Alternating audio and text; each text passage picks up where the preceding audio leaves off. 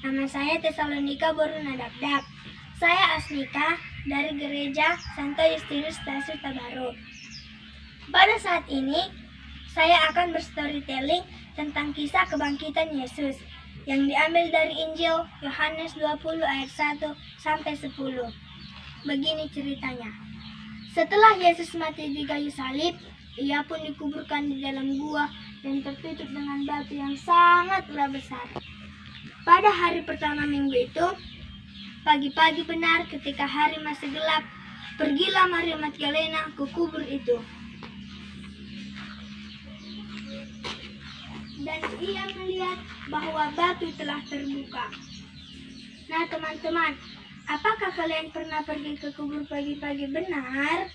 Melihat kejadian itu, Maria pun berlari-lari menemui Simon Petrus dan murid-murid lainnya. Dan ia berkata, "Tuhan telah diambil dari kuburnya dan kami tidak tahu di mana ia diletakkan." "Di manakah Yesus?"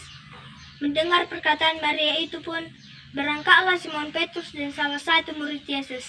Mereka berlari bersama dengan cepat dan saling berlomba. Akan tetapi, teman Petruslah yang lebih dahulu sampai ke kubur itu. Dan ia pun menjenguk ke dalam. Dan ia melihat kain kafan Yesus terletak di tanah. Akan tetapi, ia tidak masuk ke dalam. Maka lalu datanglah Simon Petrus menyusul dan langsung masuk ke dalam kubur itu. Dan ia melihat kain kafan Yesus terletak di tanah. Sedangkan kain peluh yang berada di kepala Yesus berada jauh dari kain kafan dan sudah tergulung. Siapakah yang telah memindahkan kain peluh itu? Siapa ya kira-kira?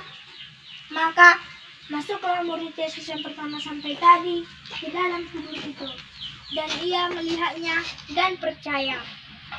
Sebenarnya semua murid-murid Yesus belum percaya dan belum mengerti isi kitab suci yang mengatakan bahwa ia harus bangkit dari antara orang mati. Lalu setelah menyadarinya, pulanglah mereka ke rumah mereka menemui teman-temannya dengan bersukacita dan berbahagia. Nah teman-teman, saya mau bertanya, siapakah teman Petrus yang pergi ke kubur itu? Siapa ya? Teman-temanku yang baik, dia adalah Yohanes. Di manakah Yesus? Yesus telah bangkit dari antara orang mati dan sudah meninggalkan kuburnya. Siapakah dari antara murid Yesus yang lebih dahulu menyadari tentang kebangkitan Yesus? Dia adalah Yohanes dan Simon Petrus. Di manakah Yesus? Yesus telah bangkit dan sudah meninggalkan kuburnya. Siapakah yang telah memindahkan kain peluh itu? Jawabannya adalah Yesus sendiri. Nah teman-teman semuanya, kisah kebangkitan Yesus dalam Injil Yohanes ini menunjukkan kepada seluruh manusia bahwa ia telah menang dari kematian. Kuasa kegelapan ataupun kejahatan tidak dapat menguasai Yesus. Sedangkan kematian Yesus di kayu salib adalah demi pengampunan dosa seluruh umat manusia. Kebangkitan Yesus di kayu salib menjadi tanda keselamatan bagi kita semua.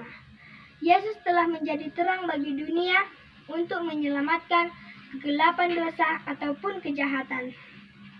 Nah teman-teman semuanya, apakah kita mau bangkit menuju Yesus Juru Selamat kita? Jawabannya adalah kita harus mau bangkit menuju Yesus. Mengapa? Karena kita adalah anak-anaknya. Bagaimana caranya?